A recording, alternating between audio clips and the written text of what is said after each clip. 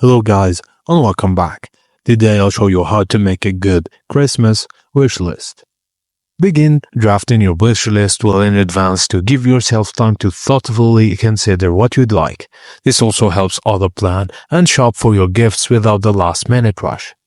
Add a few indulgent or luxury items that feel like a treat. These are gifts that make the holidays feel extra special.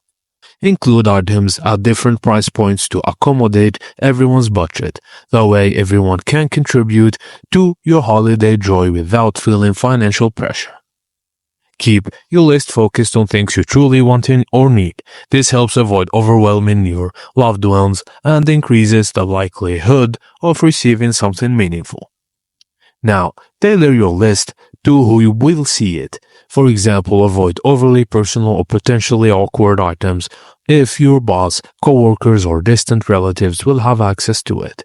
Check your list to ensure it's complete and free from any accidental or outdated items, and keep it concise but thorough.